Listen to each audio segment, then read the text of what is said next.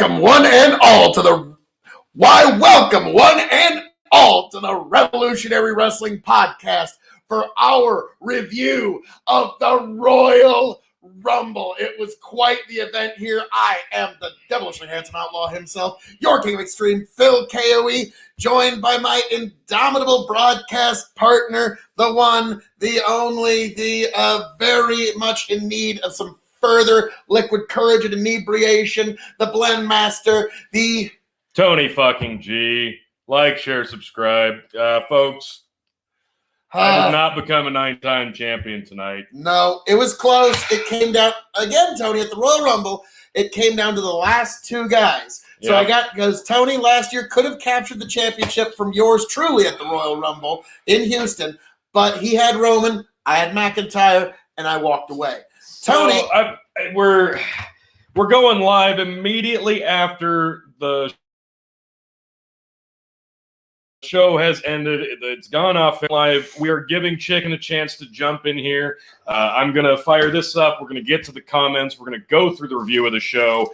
Phil, just overall, the Royal Rumble, like as a whole, given what it was a year ago, given to what it is tonight, like, what's your overall takeaway for the show? Well, I do have to compliment the Royal Rumble this evening for captivating me through every single match. I had my complete and undivided attention. Okay. I joke, I kid, but this was a pretty good Rumble. The Rumble match is what we're all kind of like, wow, Edge, 2005 Strikes Back. Yeah.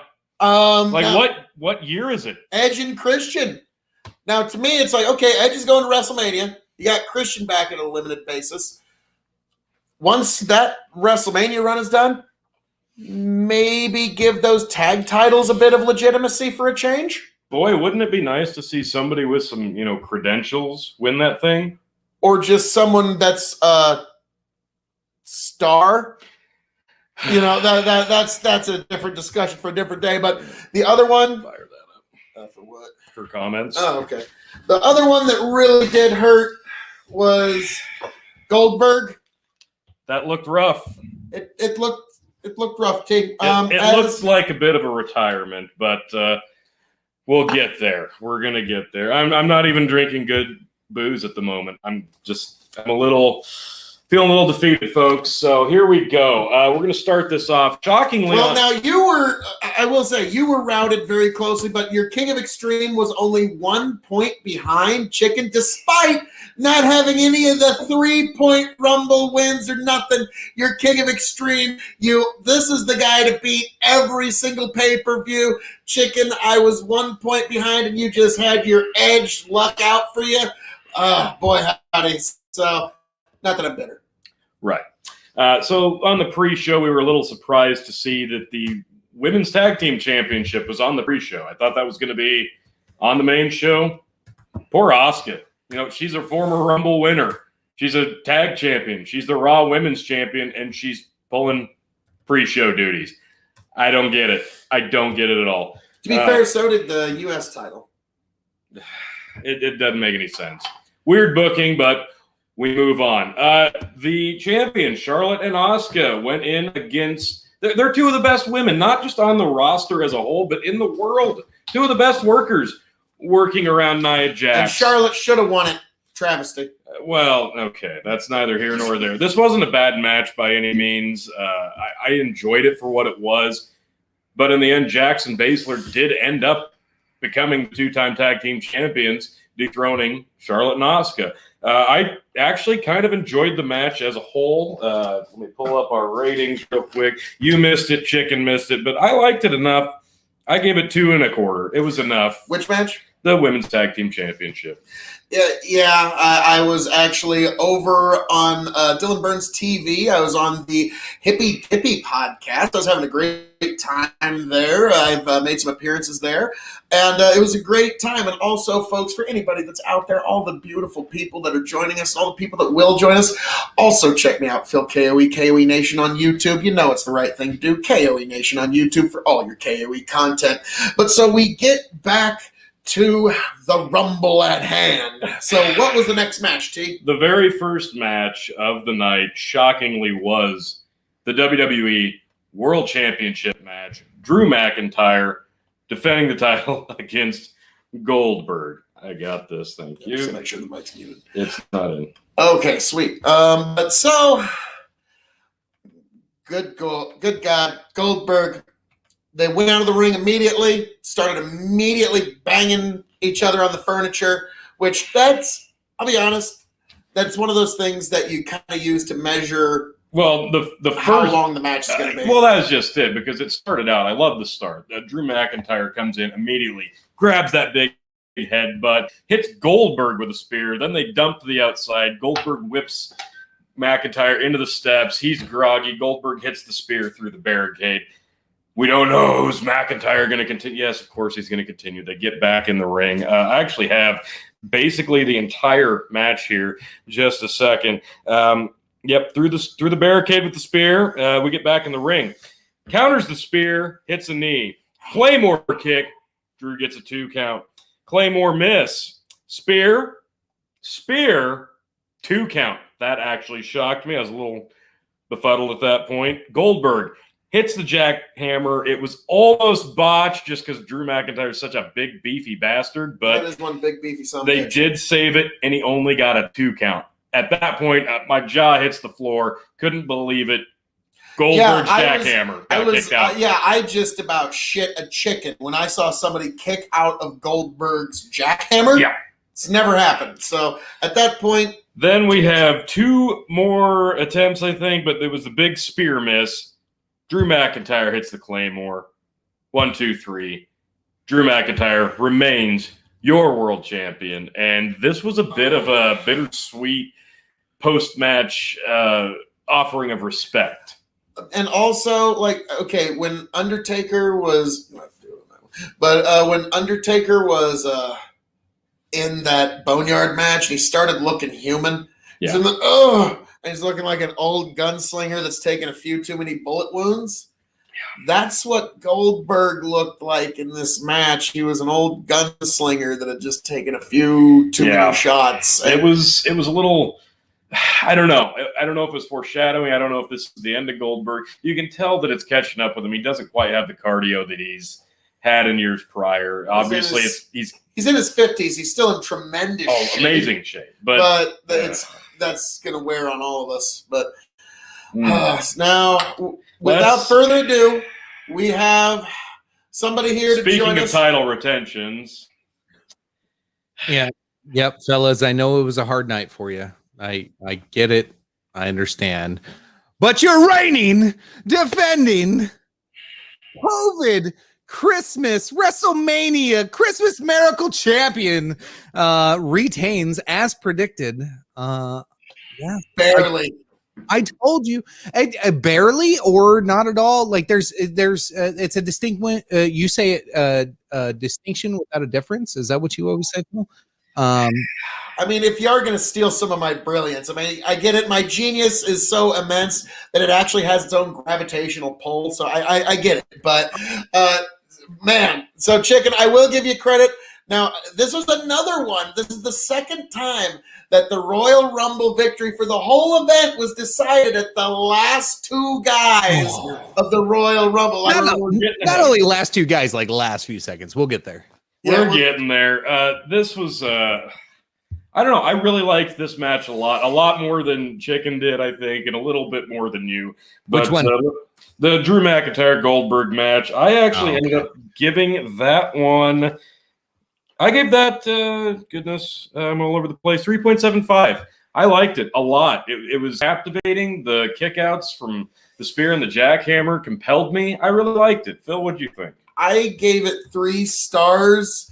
I liked it. It did captivate me, but all right, T, this is going to be something you're going to have a hard time understanding. But okay, old WCW Mark. And hey, Justin, thanks for joining us. But you don't know, like, it was like seeing Vince McMahon look human. Seeing Goldberg look human for the first time was really, like, even when he botched a move, it was still, you can still just kind of, what's the word? You can still just play it off, just, like, you know, even if he just dropped somebody on his head, he could still say, that's just Goldberg, big Goldberg. But this one, where he's rolling out, looking all like, And that was, I don't like. Hard. Yeah, like this was a guy I've been cheering for since my early teens. And like I was telling Tony one time, Goldberg versus Hulk Hogan on WCW Monday Nitro for the WCW title is probably one of the biggest matches I ever remember seeing live in my life because I didn't have access to pay-per-view. Tony had to like beg his dad to order WrestleMania, and that was our pay-per-view. Was we got WrestleMania, so all the other ones we never really got. We had to see them on tapes later. So this was the biggest match I ever got to see live, and like, oh my, I needed to see this match worse than I need to see anything else. And now the indestructible Goldberg just runs through Hogan, and now to see him like this against Drew McIntyre was just heartbreaking. It was like Ric Flair being retired by Shawn Michaels to me. Okay, like it's almost like I don't know how else to describe it. So that was brutal too. Yeah, my heart. Let's not get into that.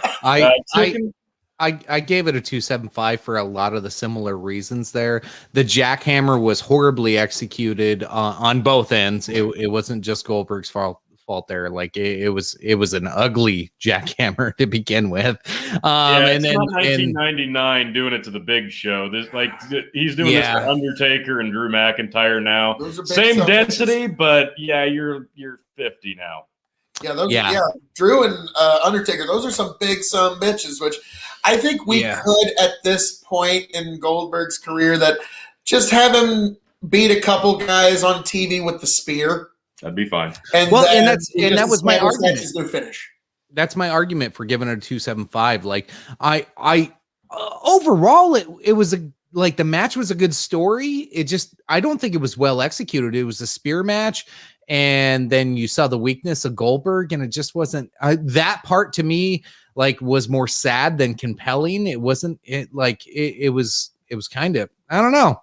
It was a dark day in pro wrestling history, in my opinion. So I downgraded to 2.75. I'm not going to forget that match. It's kind of sad. Yep, that's totally fair. That's why I gave it 3 though, is because I'm not going to forget that match. I was shocked it was the opener.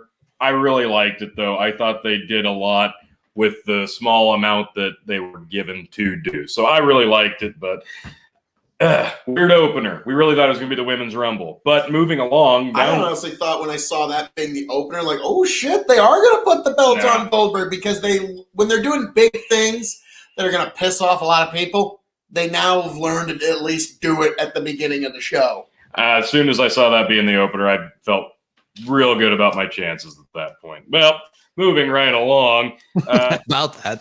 Sasha Banks defending the SmackDown Women's title against Carmella. This one wasn't bad. Honestly, I have some notes here. It was a good start. The jump off of Reggie.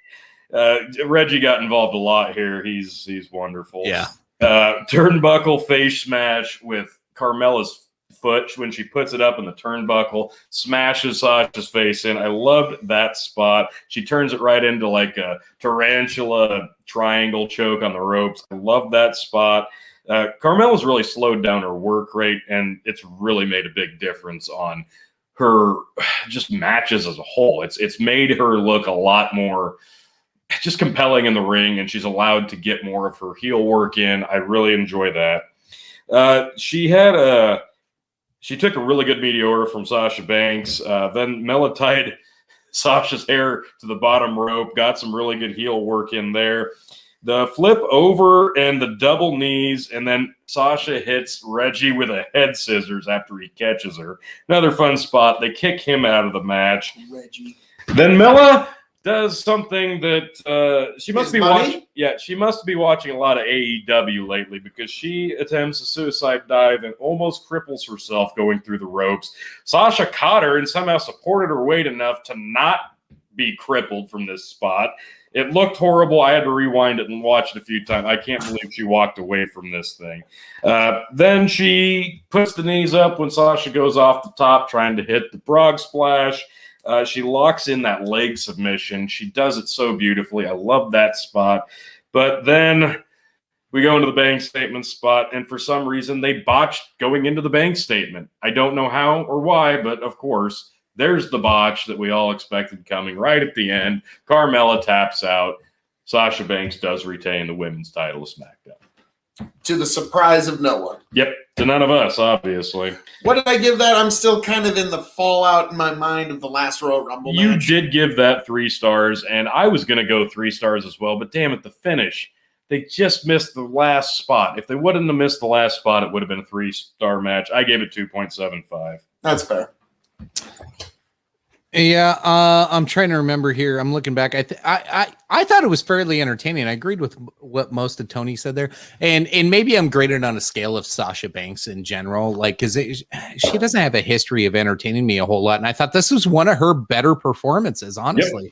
Yep. So I gave it a 3.25. Yeah, no, I agree. I thought this was a really good Carmella match. She's given her first chance at the Royal Rumble event years ago. She's coming a long ways. So, yeah, like the match. Real quick, we got Little Fettuccine coming in. He's got, real quick, what's up with the Money in the Bank contract? Originally, Miz, he cashed it in. I called it. He cashed it in, and he did not win, but technically Morrison cashed it in. So they gave it back to the Miz. I expected him to cash it in tonight. I mean, they've been teasing it almost every week. WrestleMania. Really thought it was going to happen. It'll be WrestleMania. I don't think it's going to. You heard it here first. So. The Miz is going to cash in at WrestleMania unsuccessfully. I think you have to cash in successfully at this point because the last several Money in the Bank contract cash-ins have been so unsuccessful that it's become so watered down. It was once a prestigious thing that the carrier of the briefcase was almost guaranteed that you had like a 95% shot at cashing in successfully and winning a world title. It just occurred to me. Edge wins the belt at WrestleMania, and The Miz takes it from him. I don't think it's going to be Mania, but you could be right. Oh. Little Fettuccine wants predictions for tomorrow night. We will get there at the end of the review. So, moving right along, I have a lot of notes here, folks. I'm not going to go through all of them, but just the highlights. We did have a fire New Day promo. Loved it. We had the full New Day, including Kofi, who's not cleared to compete. And they had on some Brody Lee gear. It was really nice homage to him without actually having to say his name because, of course, WWE's assholes about that. But it is what it is. They could have even just said Luke Harper. Right. Then we got the performance by Bad Bunny, his hit song, Booker T, with Booker T just standing there in his G.I. Joe outfit like this. And then at the end of the song, he says, "Can you dig it, sucker?" It was so bad. Again, you're talking to Mr. WCW Mark Extraordinaire here. Booker T is fucking awesome. I love Booker T. Love Booker T. Five-time WCW World Heavyweight Champion. So, I'm always going to mark out. And so, yes, I shouldn't have, but I did. I'm sorry. Okay, so now we're going to get into the Women's Royal Rumble match. I've got the order of entrance, and I've got the elimination. I'm going to roll through this. Because I do. This is a review. Damn it, Phil. I don't have a belt to hold up tonight, so I got to do something to feel worthwhile. No. Fuck's sake. But no, I remember having a friend. I get it, Tony. This thing gets the NFL draft. They'd have this whole pad of paper writing out like where things are going to go and what that means. And I was like, wow, that's a lot of effort. And like, Tony, I got to give you credit. Like, are you like trying to be the new wrestling historian? Like, well, no, I have to give Tony credit because this thing does get heavy after a while. So like if you don't have all this weight holding you down, you probably have to like put pen to paper and give a little effort on something to get it back eventually. So. It's why my shoulders are so broad. It's because I've carried the belt for so many times over so many months. Sure. Real quick, while I start getting into the Women's Royal Rumble, Little Fettuccine asks, have you guys tried The Rock's tequila yet? Go ahead. Actually, hang on, yeah. I'm going to start getting into the Women's Royal Rumble match. Here we go. Number 1 and number 2, respectively.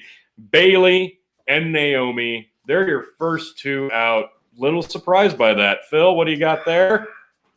I've got both Terramana tequilas. Let me get them turned just right.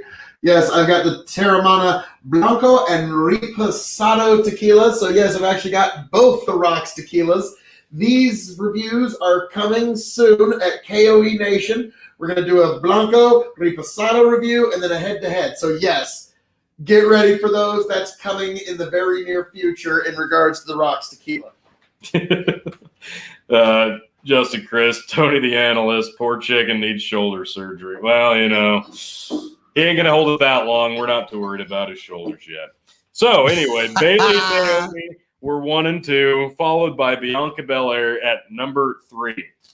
Billie Kay coming out at number 4, and then she does this thing where she's like, I'm not going to get in the fucking match. I'm just going to get on commentary, and I'm going to try to team up with everybody that comes out following me. And she finally got in eventually. I am such a huge fan of Peyton Royce, Billie Kay. Like, those two are just so good at everything they do. Like, remember that one Raw's War where they just put, like, Triple H and Stephanie's face up there? They could just do that with Peyton Royce and Billie Kay, and I would be just as amused. So that's, yeah. Are you guys going to review the Rock's energy drink in March? Don't have that one on hand at the moment. Damn it, he topped me. But we will. We'll get there. Number 4, Billie Kay. Number 5, Shotzi Blackheart. Shayna Baszler at number 6.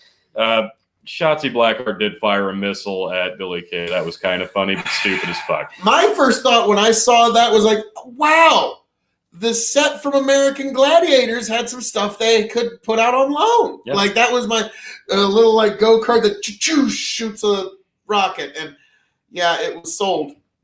They sold the rocket. Number 6, Shayna Baszler. She didn't want to team up with Billie Kay either. Who sold the rocket to? Tony Storm out at number 7. No, hang on. Who sold the rocket? I need to know. I don't know, Phil. Because I need to know who to never compliment again in pro wrestling. I'm sorry. Anyway, Shayna Baszler then immediately eliminates Shotzi Blackheart. Thank you for that. That was her first elimination.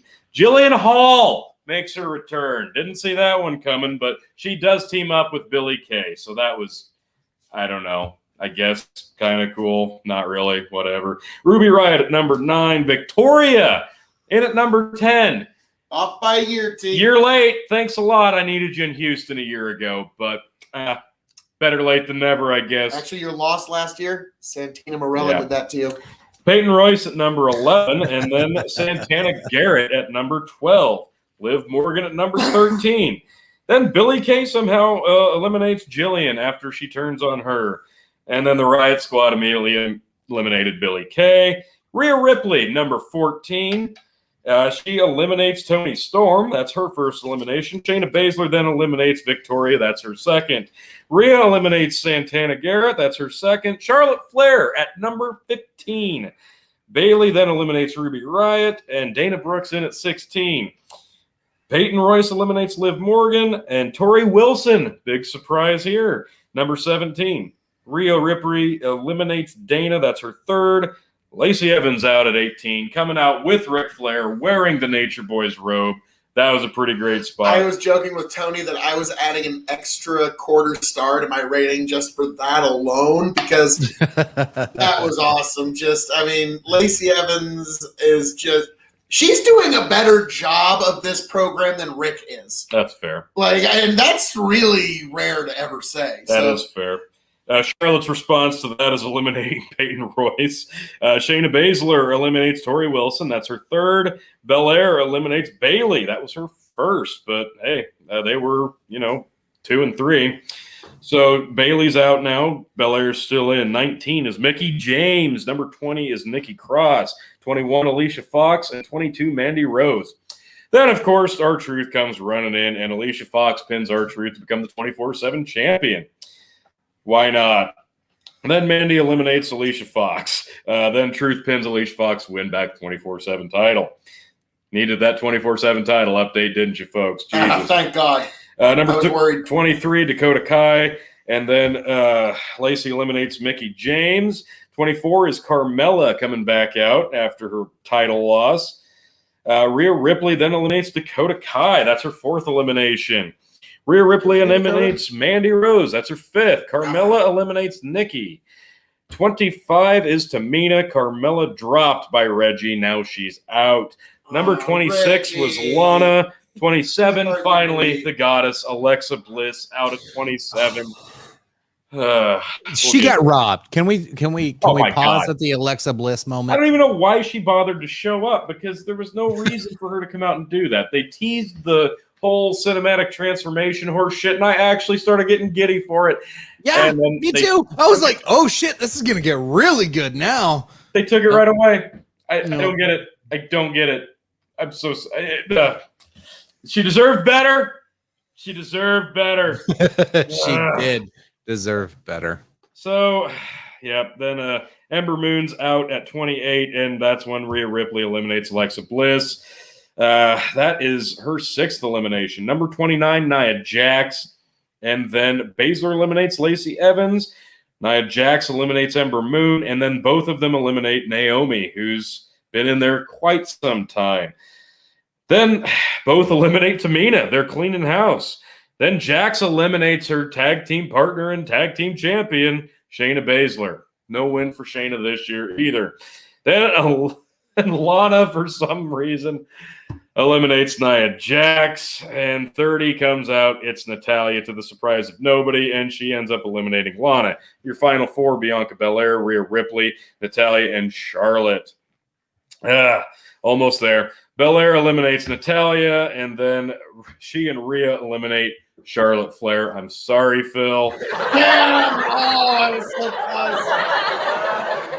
Sorry, I didn't mean to hit that button. Was 1 point behind you without any of these Royal Rumble 3-point wins. You should be very concerned about your championship reign going forward, sir. I am the man to beat, and this is going to be very difficult for you going forward, sir.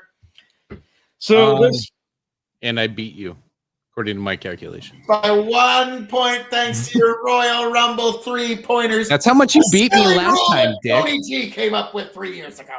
4 Last time I had the belt, you beat me by a half a point. That was supposed to be a tiebreaker, and we never tied. I don't know how you got a tiebreaker. Worth more than all the gold in Fort Knox, chicken. Anyway, it doesn't matter. Semantics. I still won. A win's a win's a win's a win. A loss is a loss. So pull yourself up by your bootstraps there, and buck up, cowboy. We got another month to go. So the last 2, you've got Rhea Ripley, you've got Bianca Belair.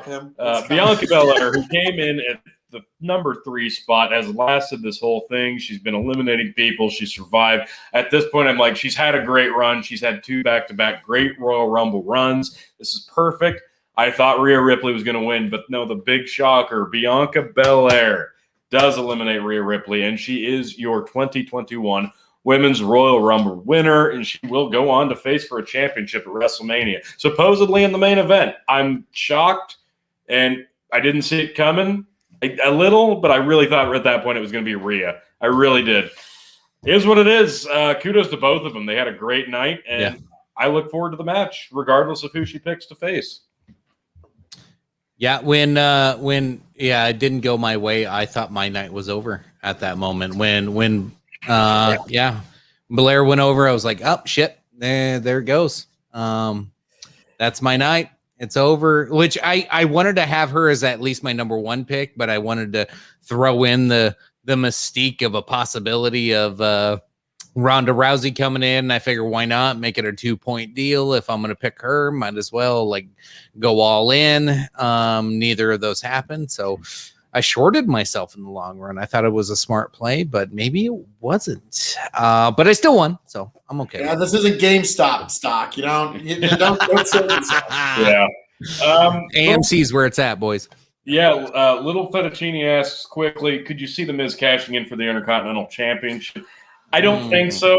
Even though he is kind of synonymous with the belt, I don't see it. The reason I don't see that happening is Baron Corbin did cash in unsuccessfully for the United States Championship, but that was because he talked a bunch of smack to a bunch of veterans and didn't know what he was doing. And so that was kind of He cashed in on the world title.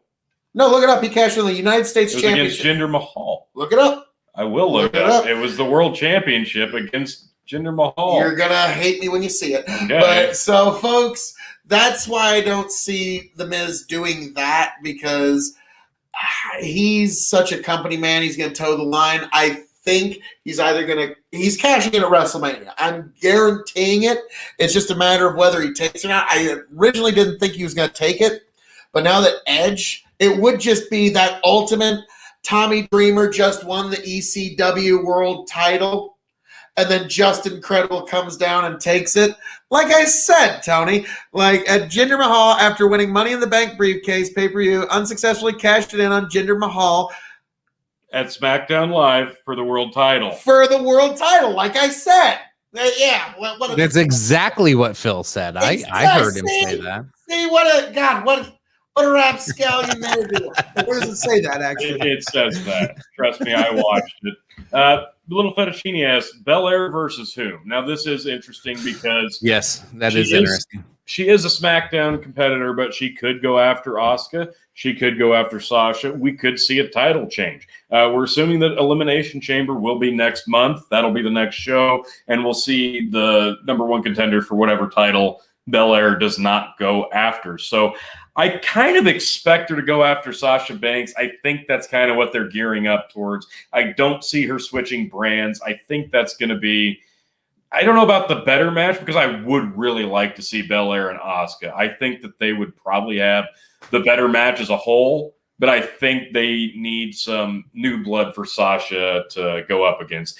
And if it is Sasha, I think Belair takes the title at WrestleMania. I really do. If it's Asuka, I could see Asuka getting repaid a few favors and retaining. So that's kind of what I'm expecting.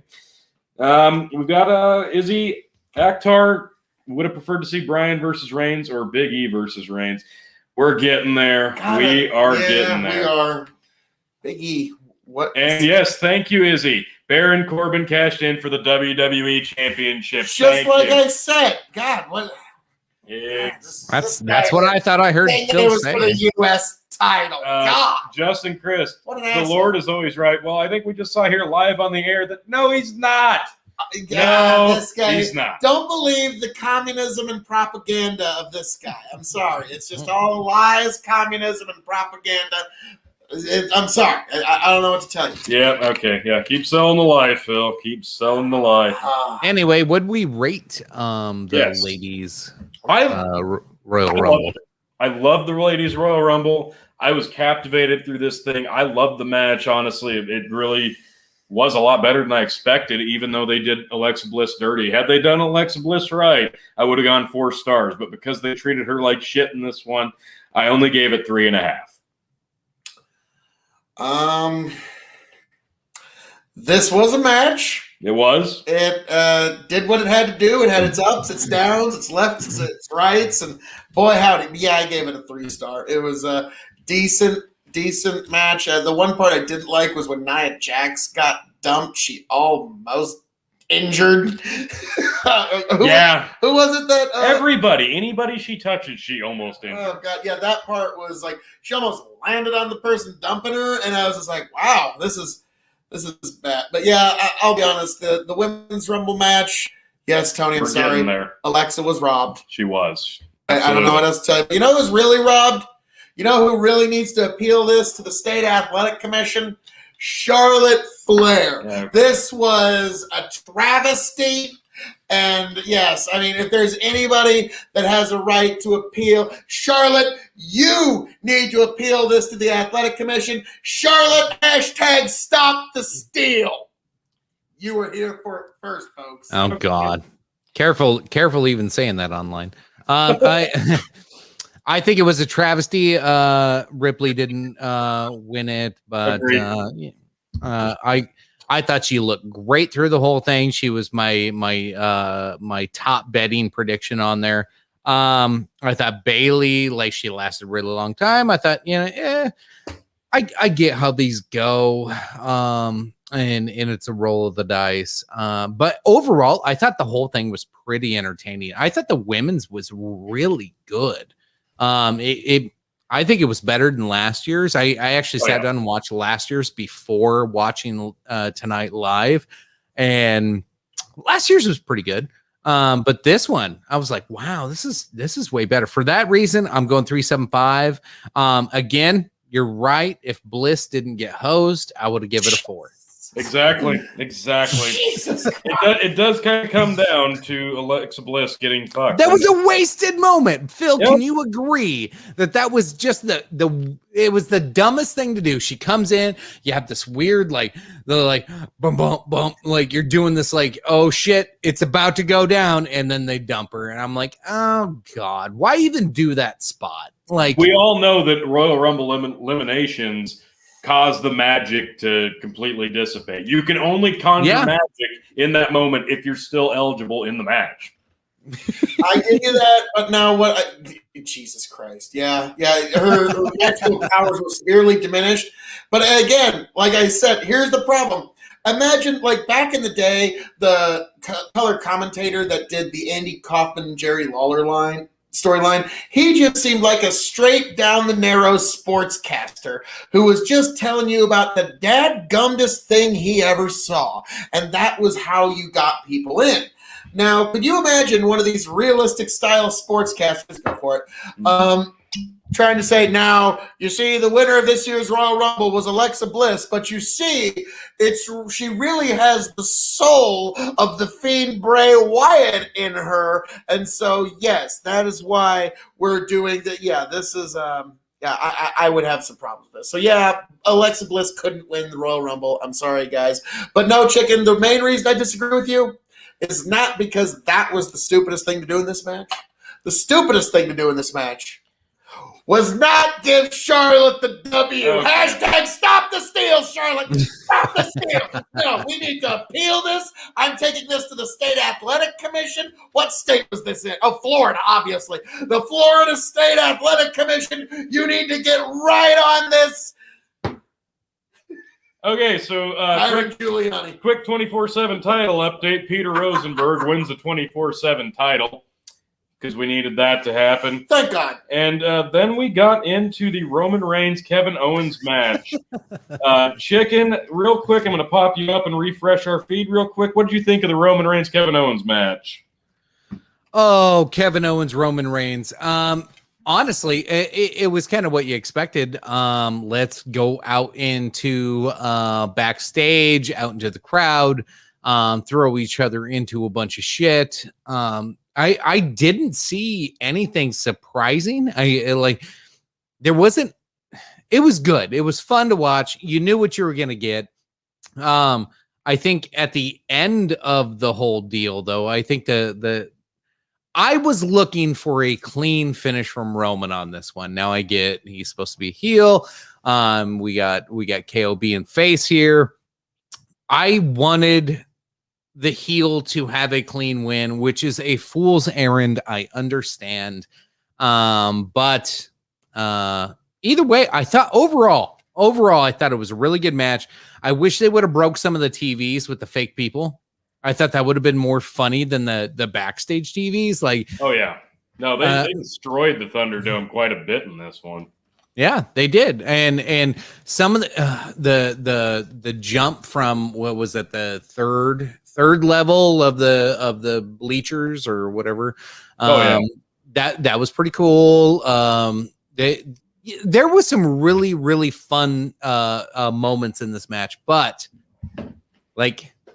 It still was what killed it for me was the handcuffing. Yeah. And then the ref comes out. Yeah. Well, no. So here's what happened. In case you guys missed a spoiler alert, sorry. Ref gets to 9 while Roman Reigns is chained and he can't stand up, even though he probably could have stood up. But anyway, the ref gets to 9. So Roman grabs the ref, pulls him up against and knocks him out, hits his head on something. And then a new ref comes out as Paul Heyman comes out with keys. And the ref is like, 1, 2, 3. And then he gets to 7. And Paul Heyman still can't fucking unlock the goddamn handcuffs. And the ref's like, 7. And the camera goes, The ref Yeah. doesn't exist anymore. Yeah. And you never heard any more counts. And like 20 seconds goes by, and he still hasn't elected. And the announcers are doing the best they can. God bless them. They're like, and like even Roman Reigns was like, oh fuck, I bet it's after like 10 seconds. I better actually like try to stand up. So to their credit, they were trying to save some face there. That one that killed me. He's got the bottom of the sole of his shoe flat on the ground, so technically this is one. He's got 1 foot. 1 foot's good enough, right? No, I don't not. know. We'll have to ask the replay judges on this. Now, the reason I like I judge this one so hard is I'm bringing my 12-year-old son into the world of WWE, and he watched this with me all night, and he was really getting into that one. And then at that moment, like I was shutting my mouth. I'm like, oh my God, this is so bad. This is so bad. This is so bad. And he goes, Dad, why didn't you just stand up? Yep. Like, yeah, I know. And that was like after the ref disappeared. Like he gets it. He gets the hype. But when the hype's over and the camera ignores the ref and the 10 seconds is no longer a rule, he's like, why doesn't he just stand up? Yeah.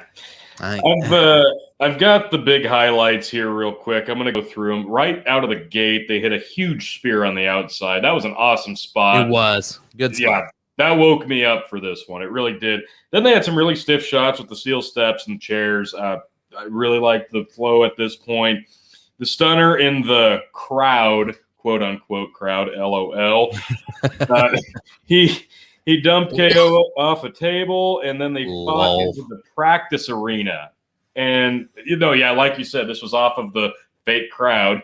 That was a big spot through a big table. Then they fought into the practice arena, which was, it kind of gives you an idea just how big this place is that they've really toned down to fit the Thunderdome.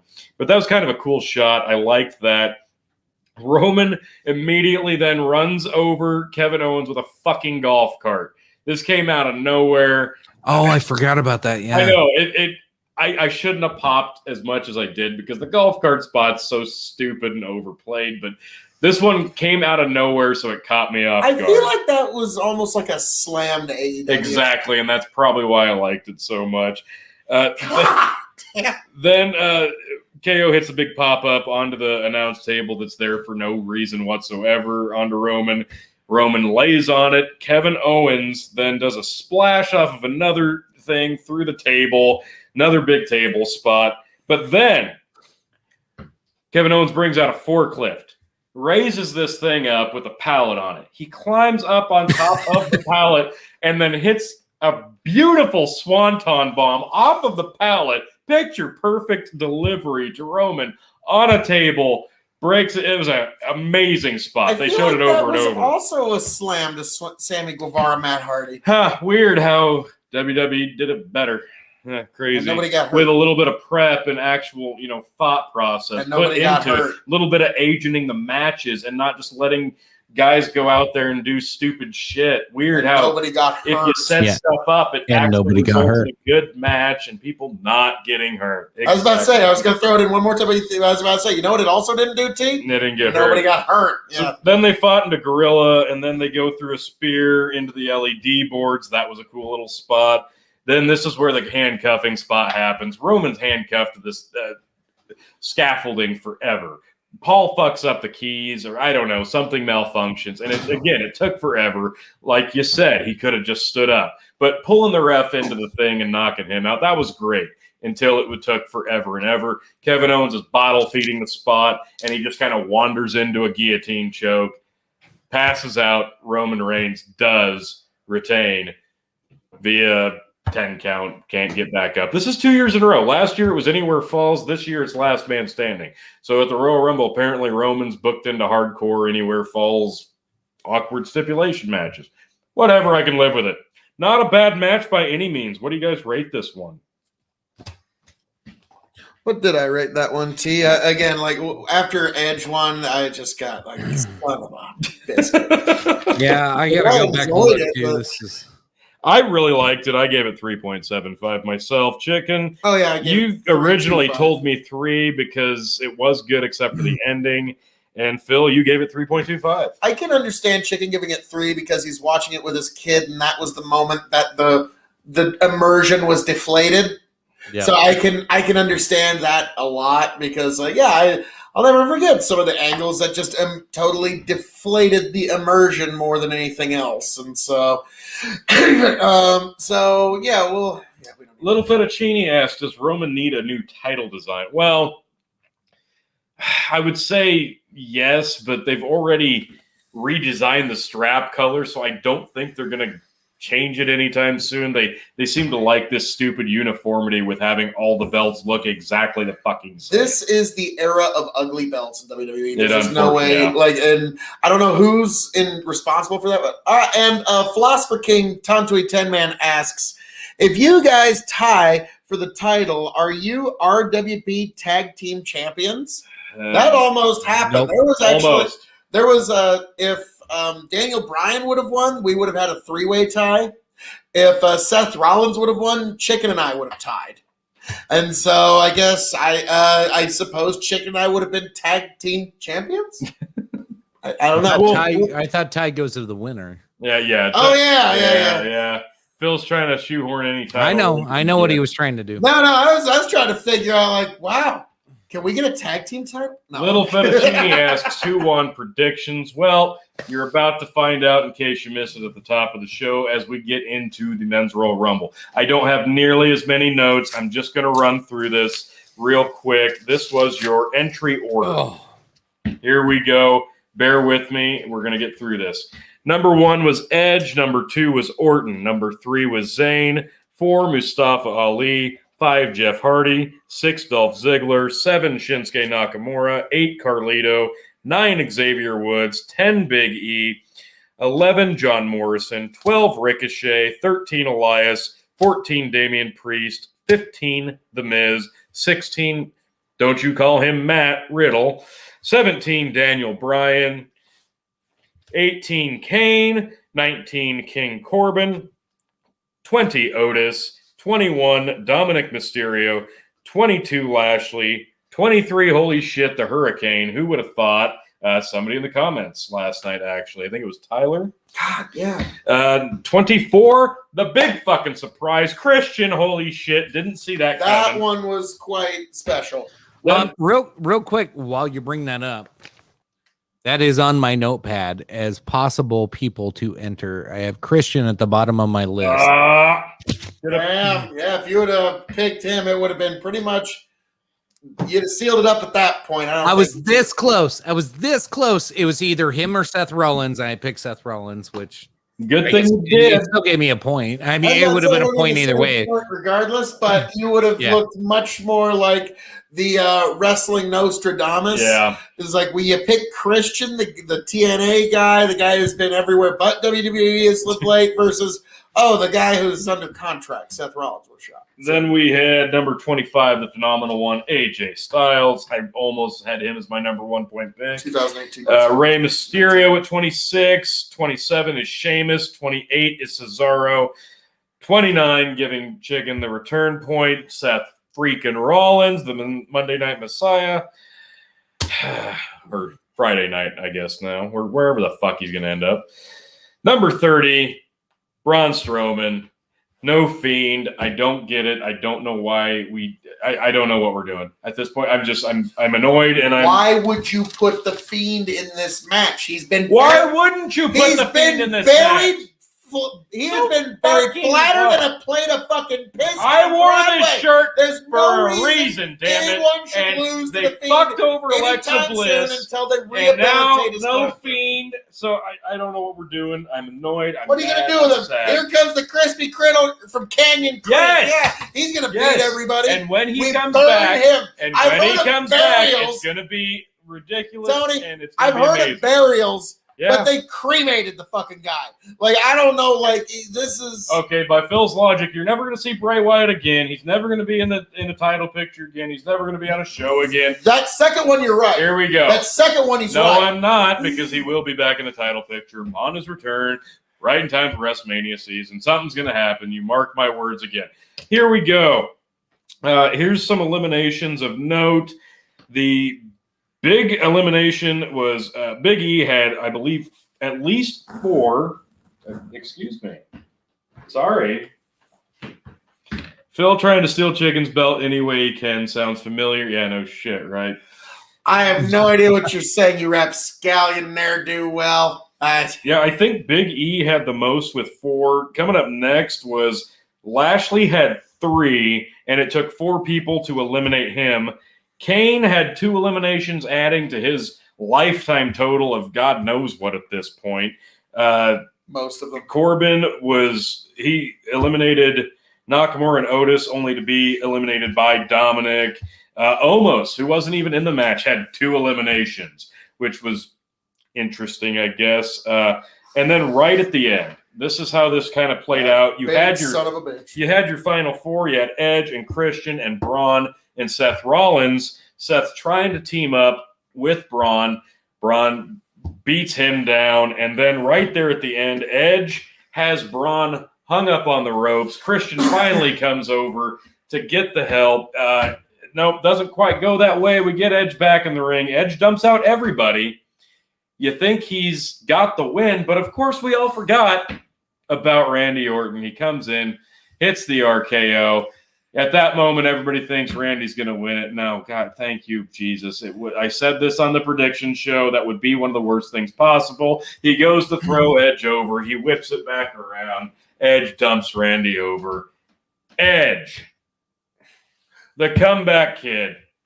Holy shit. Not just coming back last year at the Royal Rumble. Not just starting this thing at did I say that correctly? Did I say that correctly? Number 1. Edge came in at number 1 and didn't hobble off screen for half of the match.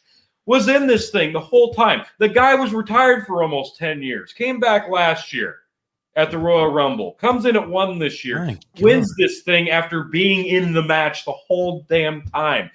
I gotta say, Edge really blew me away with this thing. This was amazing. I did not think Edge was going to get Shawn Michaels tonight. I didn't either. I know, right? That shocked us all. We did not really see that coming. You had to be a little worried when you saw Edge come in at number 1, Chicken. So, real quick to answer the question, a little fettuccine pose. Who won on the predictions? The final point total was Chicken with 7 points, Phil with 6, and myself with 5.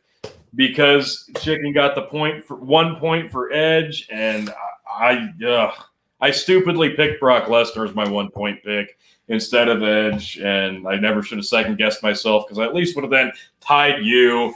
Oh, so for a moral victory. You're triple place Tony? I am tonight. Ouch! I am triple place Tony. So, like tonight. I said, Chicken, like always. The challenger, Phil KOE, is clipping just barely, just that close behind your heels, sir. And I'm going to be the man to beat because there's not going to be any big Royal Rumble points to save you next month. So that's fantastic. You were extreme at full power. That's fine. You were the man to beat this month, and I took care of that. But no, you guys talked a big game about how important this Royal Rumble was. Oh my God, was this one of the most incredible? Was this one of the most incredible Royal Rumbles? Other than Shawn Michaels, how many other people came in first? None. Only Rey Mysterio in 2006. Yes. Oh my God. Shawn Michaels, Rey Mysterio, Edge. Yeah. Oh, so we made history tonight, fellas, with my win. Ric Flair came in at number 3 in the 92 Royal Rumble and won it. No, that's not one. So Bianca Belair and Ric Flair. But he was still in for like 56 minutes. Yeah. So that was up until Shawn Michaels did his thing. That was the big achievement no one was ever able to beat. So that's why I had. But I got beat by 3 people, and tonight was one of them. So what? I'm just making sure I point that out. Thank you, champ. Thank you. You got a successful title defense in, and it's at a Big 4 pay-per-view. So my hat's off to you. This was one of those events where points are of the utmost importance because there's so many possibilities and ins and outs, and this time it went in your favor, and I will give you that. Tony does not do well at the Royal Rumble. This is his second year coming up short. at the Royal Rumble. This is our fourth coverage of the Royal Rumble. AJ Styles at the Royal Rumble. Except this thing, Phil.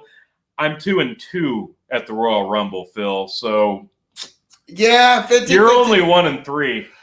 Yeah, but I was walked in champ and walked out champ at the biggest event of 2020, bar none, biggest crowd, biggest reaction, the event of the year. The event of the year. Match of the year. In and I walked out, and most importantly, chicken the belt you got in your hands. I actually got onto the WWE's live feed.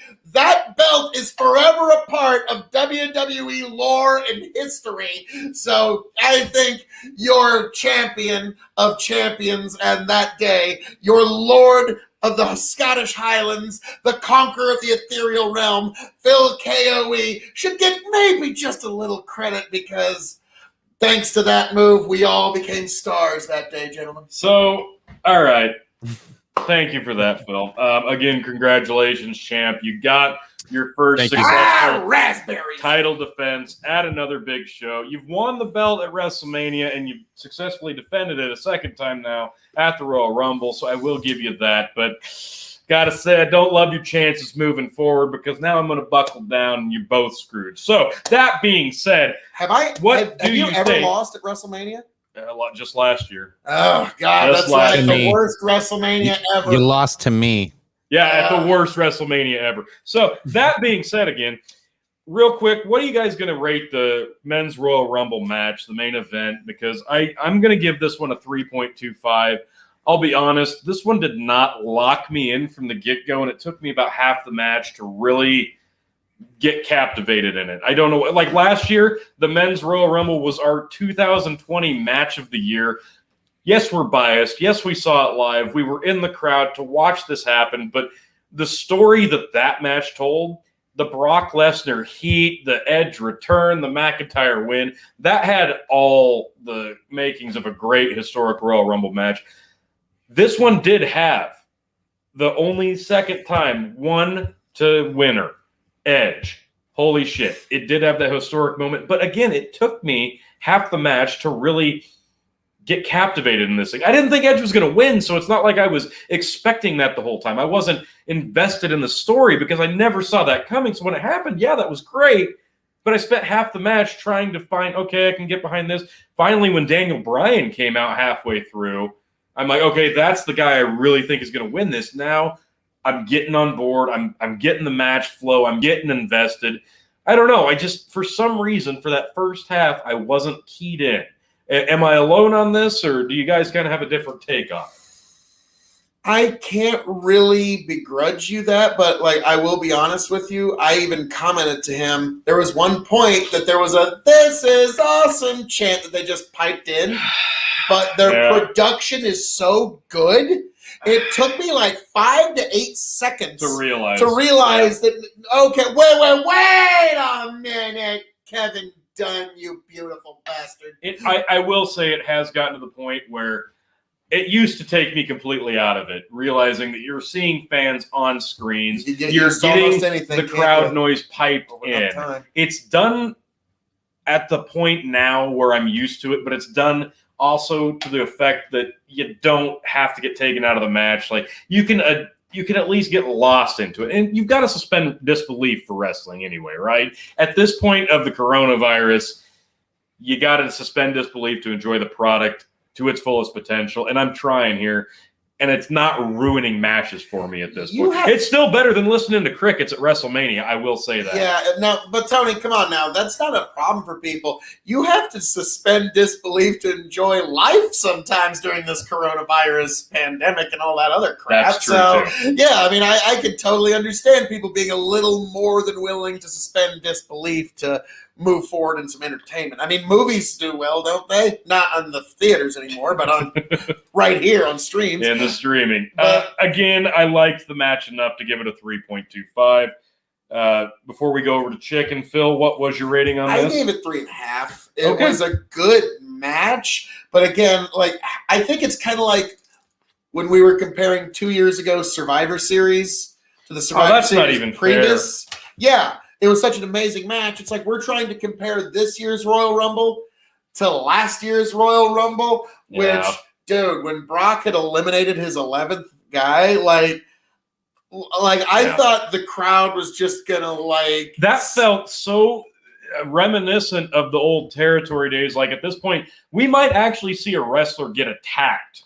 Yeah, like it was getting like our section was actually like specifically our section. A little worried like about some of the folks that were in our section. I would not have been shocked to see a flood of fans charging the ring at that point.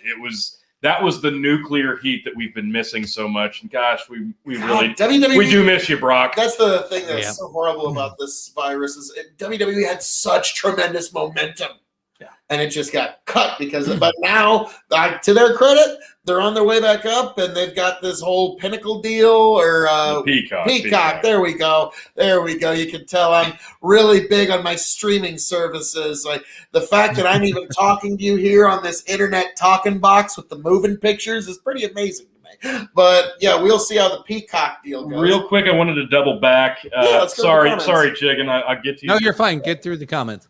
Izzy did have a question earlier. I wanted to touch on Damian Priest real quick. Amazing. He did amazing. Agreed 100%. Damian Priest he's been one of the most. I was impressed. Yeah. So impressed. He looks like a star, does he not? He looks like a star. He feels like he has the potential, and he is done on NXT. The reason you haven't seen him on NXT, if you still watch NXT, and if you do, congratulations, you're one of the few. The reason he's not been on there is because he is moving up to the main roster. This was technically his main roster debut. You'll see him on either SmackDown or Raw. I kind of expect Raw. I don't know. But, he did great. He looked the part. I enjoyed him quite a bit. And, Chicken, you've probably never seen the guy, and you were never. I've never seen the dude before in my life. And when he came in, they're like, "Oh, Damian!" And I was like, "All right, let's see what this kid can do." And right away, I was like, "Hell yeah!" Like he was entertaining, he was charismatic, he was on point, he wasn't missing spots. Even with an old he only had a couple of quick things. It was like I think he did like a super kick to Edge or something, but he showed he could work with young, he could work with old. He was working with everybody, and everything was on point. I loved it. There you go. I see nothing but good for Damian Priest in the future, and I was telling Tony it's one of those things that just works in wrestling, and that is the Native American superstar, just beyond And he's got size, and he's got the look. Wahoo McDaniel in his territory was just celebrity. Okay, and he could do that, and we've been so long overdue for that in wrestling. And when I saw him tonight, because I've seen a bits and pieces of him in NXT, but here he is finally on the big stage with the bright lights and his face out there in front of God and everyone else. And I thought, you kid, you're the next one. Now we'll see if I'm right, but I have nothing but good. Damian Priest is the favorite of Jim Cornette. If you listen to Jim Cornette podcast, he raves about Damian Priest, and you can see why. The guy has the look, he's got the work rate, he looks like a star, and he sounds like a star. So I'm excited to see what they do with him. But we do know that guys that come up from NXT and go to the main roster, it's usually 1 out of every 10 that become a massive main event player. And I just realized this. No Keith Lee tonight. Is he injured? What the fuck? Yeah, I thought Keith Lee was one of the top 3 contenders to win the Royal Rumble. So I don't know. He was another guy who he had such an amazingly good main roster debut at the Survivor Series match. One of the best Survivor Series matches ever. And then here you go. So, let's hit some more comments. So, Chicken, what was your rating of the Royal Rumble match? So mine's going to be a little biased, not only with the win, but honestly on a personal level. So let's break it down for the match itself. I thought it was for the most part, it was interesting. It was fun to watch. I was immediately tainted in that thought process because Edge came out first. So I automatically have stake in the game. at the fucking start, at the bell. Like as soon as Edge comes out, I get a text from Tony of, "Oh shit, Edge is first." I'm like, "Yep, I'm watching, you fucking dick." But as we go through, but I think it started prior to that on my like how I really feel about this one, because this like my reintroduction to pro wrestling. Again, I'm an old WCW fan from the late 90s, early 2000s. I got into TNA for a little while. And I kind of died off. But now I'm trying to get back into this and successfully, I might add. And so I got my 12-year-old son with me, and I'm sitting him down, and he was about ready to walk out of the room. And I was like, "Hey dude, where you going?" He goes, "Oh, I thought we were done with matches." I go, "No, dude, main event, Royal Rumble, the 30 guys, same thing the girls just did." He goes, "Oh, really? They're going to do that with guys now?" I'm like, yeah. He's like, "Okay." So he sits down, and I was like, "The only way I keep this belt is if one of these 3 people win." And he goes, "Oh." So his ears perked. And from that moment, for the next hour, that kid was fucking hooked. And the moment, like, not only when Edge walked in, he was like, "Oh shit, Edge, we gotta protect Edge." So like everything that was happening to Edge, he was all worried the whole time. And it kept going and we started getting to the end. And then when Seth Rollins came out at number 29, he looked at me. Remember when you were a kid and you were so excited for something like that you didn't think was really gonna happen, but then it fucking happened? He gave me that look, and I was like, "Fuck yeah, this kid's fucking loving this right now." So for that reason, I give it a 4. I think it deserves a 3.5, but I give it a 4 tonight because it touched my family's heart. He's never going to forget that moment, and neither will I. Well, if there's ever a time that we're going to do the job and take an L, it's moments like that make lifelong wrestling fans. Indeed. So I am gonna. So Chicken, you win the good dad medal tonight. Like, that was well done, sir. Well done. I'll take it. I'll take that. All right. That's completely fair. I understand. Oh, he was screaming and yelling when we at the very end. Because I told him, like, as soon as I saw Randy Orton get injured, I was like, I looked at him, I go, "He's gonna come back at the very end." He goes, "But Dad, why?" I'm like, this is just what happens. Like, I don't have time to explain why. You'll see why. It's drama. It's gonna happen. And then, sure as shit, at the end, he comes running in, and Riker's like, "Oh." And no, it didn't happen. I was like, "Oh, thank God." If it would have got ruined because of Randy Orton, it would have been like one of those ruined moments in life. Oh, that would have actually put the belt on. That would have put the belt on me, actually, and I'm sure, Chicken, you could have expected me to be all kinds of gracious in victory. So, well done. Well done, Chicken. But yeah, if that's the case, I'm actually pretty glad to hear it. That's pretty awesome. That is pretty awesome. I'll take the loss for a story like that. Fair enough. So Edge goes from 1 to the winner. He's going to WrestleMania. He's facing a champion of his choosing. But Little Fettuccine does have a question. What's going to happen with Randy Orton tomorrow night? At this point, I don't know, because I was... Turn towards me a little bit. See what I think is going to happen with Randy Orton?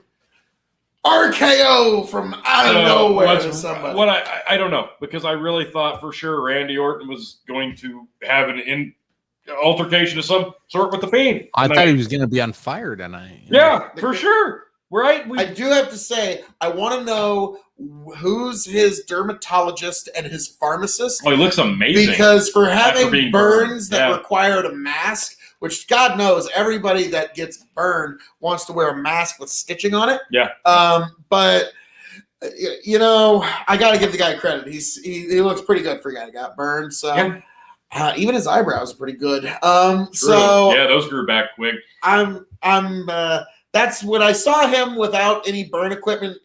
I knew that was Randy doing like, okay, this is one of the big 4 pay-per-views. This is one of the ones that people actually look back on. I'm not wearing this dumbass, stupid gimmick. So, and then people have to go, oh yeah, that was the one where he did the burn thing where Alexa Bliss had the Fiend's soul, and it was it all made sense. I'm so glad that didn't happen, by the way. Yeah, now in retrospect, it would have just made it horrible, and I was worried we were going to get to see some supernatural cinematic bullshit. I'm glad we didn't. It works out fine, but I don't know. Randy Orton at this point, I don't want to see another feud with Edge. I'm hoping that this puts a feather in that. They traded wins. Edge tosses him out of the Rumble to win the thing. So I'm hoping that was the swan song of the Randy Orton Edge feud that's at this point gone for a full year. Let's be done with it. Let's see Edge face either Roman Reigns or Drew McIntyre. That's what I want to see. As for Randy Orton, he's going to continue his feud with The Fiend. At some point, it's going to happen. Maybe not on Raw, but probably by the next pay-per-view. I don't know how long they're going to keep Bray Wyatt off of TV at this point. Maybe he got injured. I doubt it. This is what I predict is that Vince McMahon is going to see some big, muscly, young sign-up that's just jacked, like 6'7", just muscles as long as the day is long. He's going to look like, look at him, Trips. He's perfect. He's jacked. He's amazing. What if Alexa gives him the Fiend's soul? Oh, God. And then they're just going to put the Fiend mask on some jacked newbie that's 22 years old and has more muscles than brains. And you think they won't try that? If Vince McMahon could figure out a way to transfer the soul of a character from one wrestler to another, Hulk Hogan would still be wrestling. I'll give you that. Well, thank God that hasn't happened yet. So Yet. I might have given them an idea. I'm sorry. Yeah, thanks a lot. Hope nobody at WWE is watching tonight because don't fucking do that. I don't know. I don't have a whole lot of. Imagine Eric Bischoff still being around. Got little fettuccine's watching like, please, Phil, don't let that be a prediction for Raw. Yeah, I don't know. At this point, I don't know where we're going. We're going to have to see Raw to see what the title pictures are going to be heading into Mania. I'm expecting Sasha Banks, Bianca Belair.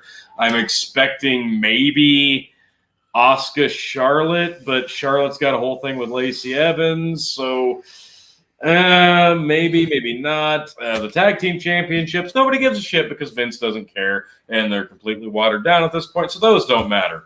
Bobby Lashley. When the New Day and Street Profits just trade belts. Let's just combine the belts. Let's just combine the belts and not have 2 sets because it's stupid at this point. Considering it's all being done at the same arena, they could probably just combine the tag belts. That is true. They could do that. And the travel schedule doesn't really require 2 tag belts at the moment, no, weirdly enough. It doesn't. No. U.S. title, Bobby Lashley. I think he'll just carry that thing into Mania at this point. Probably drop it to Riddle or Cedric Alexander. Why not? There's some dissension there.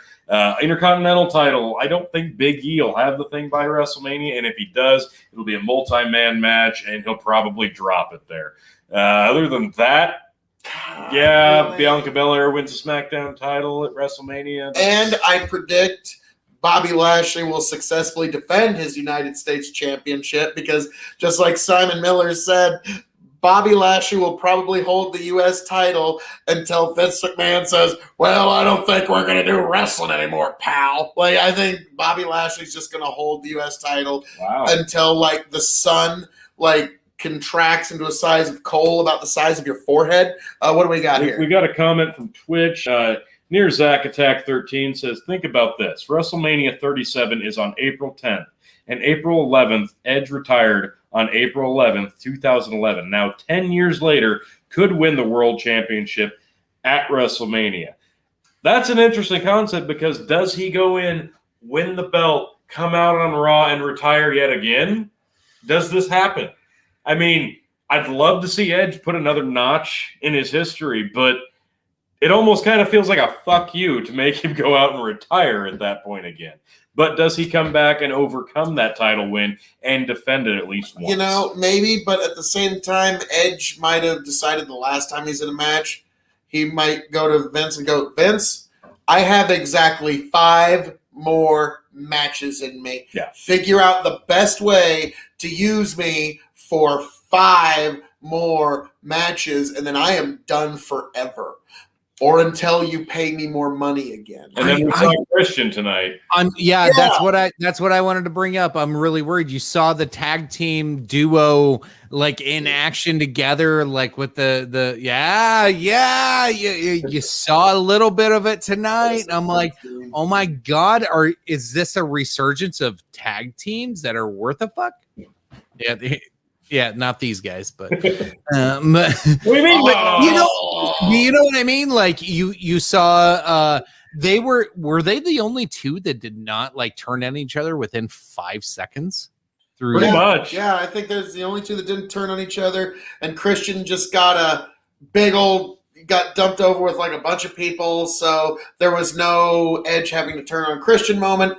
I could see what they're going to do going forward is they're going to do for I think Edge and Christian are good tag team champs. Though they would be excellent tag team champions. Tony and I were just saying that, like, boy, they could certainly give one of those worthless pieces of nickel a bit of rub. That'd be nice. So, like, you know, worthless title belts. Why not put it on somebody with some actual prestige and history as a tag team and as a tag team champion that when the belt meant something? But you get some nostalgia, you get some viewers, you get all kinds. Yeah, it's like it's a win-win-win. And I bet Edge and Christian aren't hurting for money and asking for that fucking much. Like, let's be real. Like, I think Christian must have, because apparently there is, and again, this is just what I've heard. Don't take anything I say as any medical advice, but apparently there is a doctor down in Brazil that does some sort of experimental stem cell treatment on necks and spines, and it's where Daniel Bryan went to. It's where Sting apparently went to, and Edge went there, and that's the reason he's able to come back.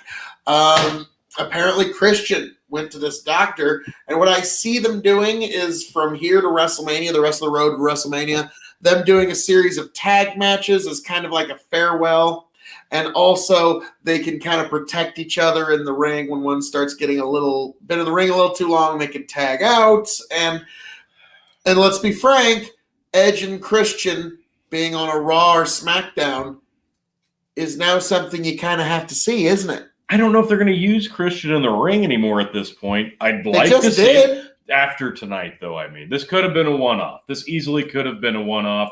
They kept him out of big, nasty spots just enough that this could have been a one-off. I don't think it would have had that big embrace that they just did in the ring like that, and then not eliminate each other in the match unless there was something else to build on. I think it's a huge wasted moment if they don't do something with this. No, I agree with that. I'd love to see some more with Christian, but I don't know if they do that. But we do know for sure that Edge is going to be going for a world championship. I'm almost guaranteeing that it's going to be Drew McIntyre. I don't think they're going to put Edge on SmackDown. I just don't see that. I think he's staying on Raw. Raw's ratings are pretty much shit. Bringing Edge back and putting him in a WrestleMania main event world title picture does give you reason to tune into Monday Night Raw. And I think that's what they're going to go for here. So I'm expecting Edge versus Drew McIntyre at WrestleMania. Meanwhile, what does that mean for Roman Reigns? Because I'm pretty sure at this point we're done with Kevin Owens versus Roman Reigns. No. What does that mean? we got like 5 more of these ready to go, right? We've already done like 5. I think at this point we need to move on. I've loved them. I've loved every match, but every match they've gone out of their way to make you think Kevin Owens stands a chance, even though you know he doesn't stand a chance to win. What does that leave Roman Reigns to do? You got Braun Strowman back. You got Seth Rollins back. We've seen both of those matches. What I would love to see that they're not going to do would be either Shinsuke Nakamura or Cesaro, because they're probably not tagging at this point, but that would actually be a compelling, competitive exhausting, draining, compelling match that I would love to see. Cesaro specifically would match up with Roman Reigns very, very well. Power for power, speed for speed. I think the two of them could put on an absolute classic, but we know how much faith they have in Cesaro. And I will say this, Right. why in the fuck at this point? I'm sorry, Birdwalk, but Jesus, you have Shinsuke Nakamura and Daniel Bryan on the same show, in the same roster, at the same time. That should be your main event for WrestleMania. Those two would absolutely tear it up, but I digress. I would love to see Cesaro be Roman Reigns' next competitor, but it's probably going to be Strowman or Rollins. Yeah. And I'm not wrong. Yeah, the world title picture, it's going to be very interesting to see what happens. I think you could see for the Universal Championship, God, now the way he got done tonight, I don't know, but Goldberg versus Roman, just so Goldberg, Roman. You can't beat him. Can we just stop with the Goldberg? You shut your whore mouth. I'm still in more. I was the biggest Goldberg fan in the world. I'm in as much pain as you are, Phil. I'm just ready to move on. Yeah. Chicken, you know me and how good I am at moving on from things. Come on now. Yeah, that's fair. So, I don't know. They could go a few ways, but I just think you're going to see Edge McIntyre for sure. Sasha versus Bianca, and nobody cares about the tag titles. The secondary belts are going to be multi-man matches. WrestleMania is going to be another 2 nights. How do we shoehorn in? It's going to be another 2 nights, and we're reusing the logos from last year. And I did want to note, I had something before when I mentioned to Phil, they're reusing the logos and the graphics from last year since they didn't get to use it. And then they popped up on the screen, 69 days away, WrestleMania, and Phil goes, question mark? Yeah, adequate. WrestleMania 69 days away? Maybe. Unless COVID-20 drops and then the world shits a chicken all over again. Yeah, there's that could. There's that. Yeah. So now, to WWE's credit, unless hell opens up in Tampa Bay, Florida, and the demons of the underworld run rampant and are chewing on the soft hides of the innocent, WrestleMania will fucking go down, apparently. They don't give a fuck. With fans. 200 of them, I'm sure. That's fine. So green shirt guy will be there. I think we lost chicken. No, I'm still saying this is not what you were describing is not impossible. If anything you learned in 2020. Unfortunately.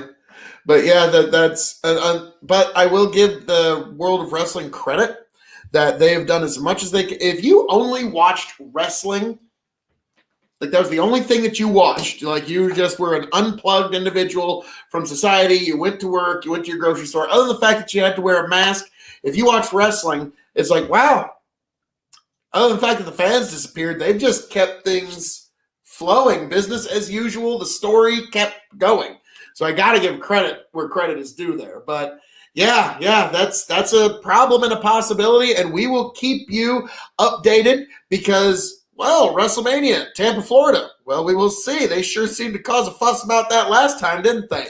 So yeah, but at the same time, Florida is kind of the number one state in doing shit completely against U.S. regulations and recommendations state by state by state. Florida's kind of going YOLO, fuck this. We could have more than 200 fans at this point, honestly. Yeah, we'll have as many fans as Vince McMahon can convince whatever regulator might be in his earshot to let more. So pretty much. Congratulations to Green Shirt Guy. He's definitely going. America. Yeah, you got America. So what do we got? February 21st is Elimination Chamber. That's I don't AEW. I thought was at February 28th or 29th. Well, originally it was slated for late February on a Saturday night, but they have changed it and it's now on a Sunday night. I forget the exact date, but for some reason they're going after a Sunday night pay-per-view this time, which kind of pisses me off because I was hoping we could get together for one on a Saturday night. But nice. Would have been nice. And then I don't know what they're doing. They're just dumbass idea of Labor Day weekend pay-per-views. No, Memorial Weekend and Labor Day weekend. Like, why? They just don't have any consideration for us good old-fashioned pro wrestling podcasters. Exactly. Like, Jesus. I mean, just treating us like we're average marks that aren't going to podcast about it after we've watched it. What the fuck? Yeah. Assholes. Dicks over there at AEW. But yes, no, for sure we do have Elimination Chamber coming up. Let me look this up real quick as you guys kind of round out your thoughts on this. Oh, Chicken, I'll let you go first as champion. No, I really enjoyed the I don't know why we call them pay-per-views anymore. Yeah, they're not. They're not technically. I really enjoyed tonight. This was probably one of the more enjoyable. There wasn't like any specific match that I went, oh, that was super, super bad. Like all of them were fairly entertaining from what I seen. I didn't watch the pre-show, granted. I thought overall it was a good show. Now, when I think back to the old days, when you would pay $60 to watch this, was it worth $60? I don't know. It would probably been on the low end value of those old shows, or I guess it was like 40 or 50 back then. But anyway, it was on the lower end value of those shows. But it wasn't terrible. So overall show, I'll give it 2.5. Okay.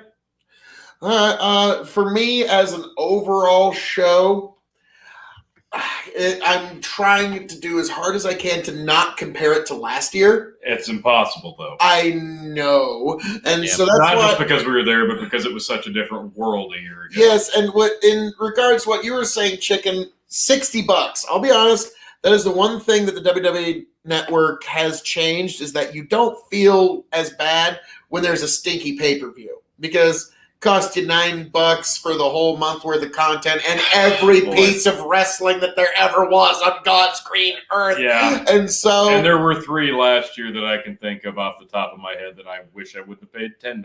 Yes, but even then you can still see every goddamn WrestleMania there ever was, and that's the hook.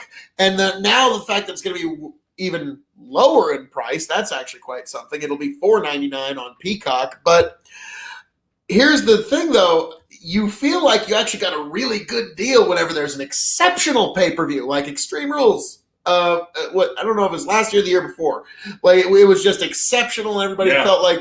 And it actually is an interesting. Yeah, it wasn't last year; it was the year before. It's actually an interesting thing that marketers have actually discovered about people's risk-reward centers in their brain, and I'm certain this happens with the WWE, is that if you give everybody just consistently good every single time, they're really not going to appreciate it that much. But if you give them really good, then give them something kind of bad, and then really good, then, oh, why the hell did you do that? They'll really appreciate when you finally give it to them what they want. And so I think there's a little something like that at work here. And what do we got from Justin? Justin Chris says, I'll rate a show about a 3 only because Phil's wanting that belt back so bad. Oh, that is, Justin, truer words were never spoken. Chicken, you rapscallion, ne'er-do-well. Never leaving this house. Chicken, what did you rate the show? 2.5. 2.5. I thought I am going to be a little more generous than you, strangely enough, and I'm going to give it 3 stars as a pay-per-view. But again, like if I had paid $60 for it on the WWE Network, I'd be fucking pissed. Okay, if I paid $60, but as a WWE Network show. All right.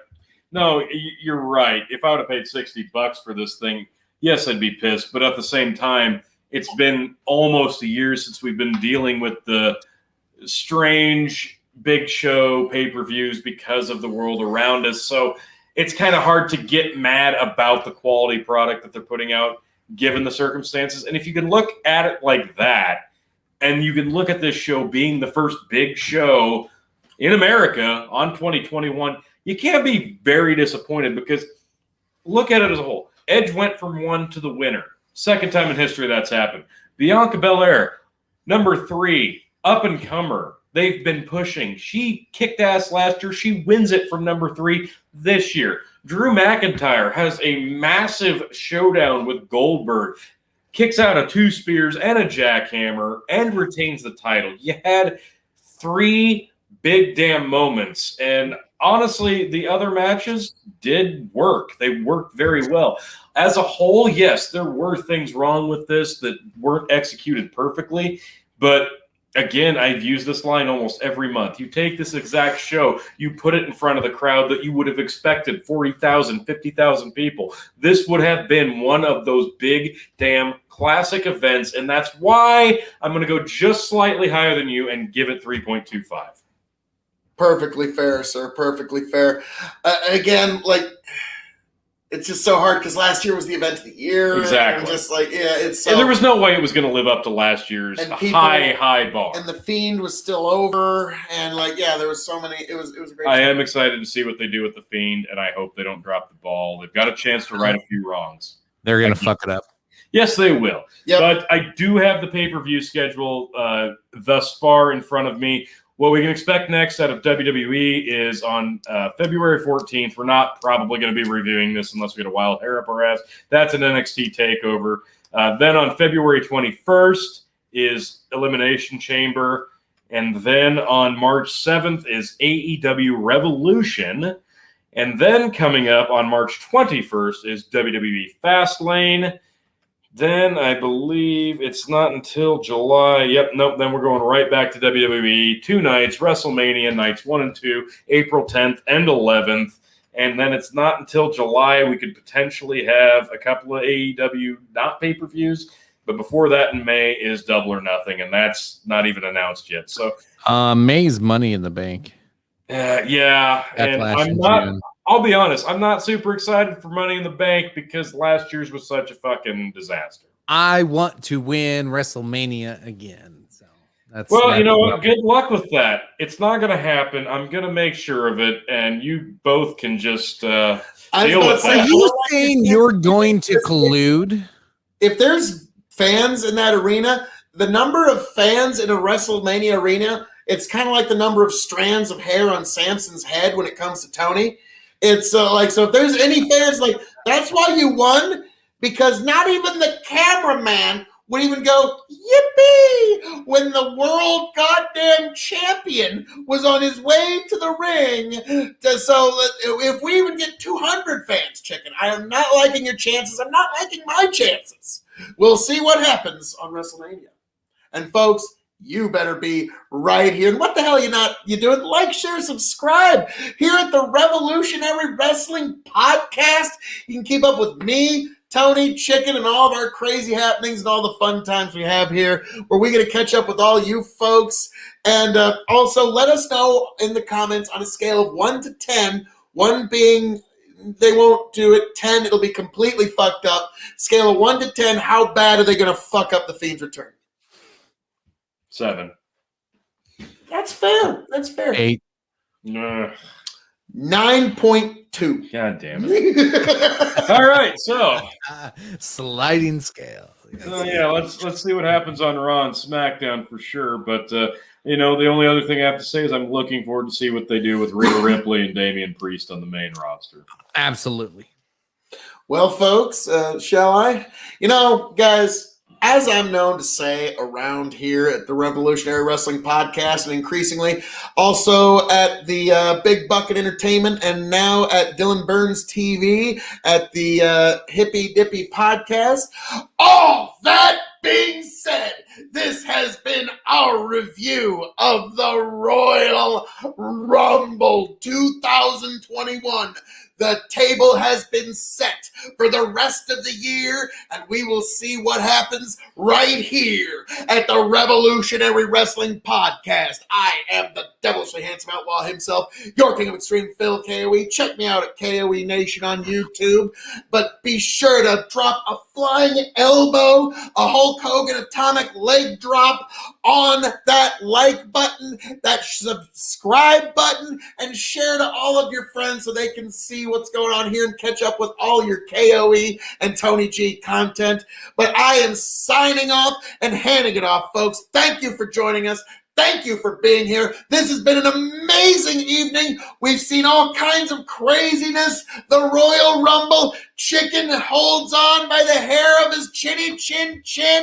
I am signing off and handing it off to my indomitable broadcast partners. The one, the only, Tony fucking G. I'm sorry. You're going to have to wait until Elimination Chamber now to see me become a 9-time champion, which I do historically quite well at the Elimination Chamber. So see me win the title from Chicken then. But until then, congratulations once again, champ. You finally did it. You retained a title. We'll hand it off to you. Close it off. Congrats. Hey, everybody, thanks for tuning in. And being the champ, I get to close the show. Such an honor. As Phil always says, all that being said, I am your champion. I am your COVID Christmas champion. No, I'm not going to go through all that.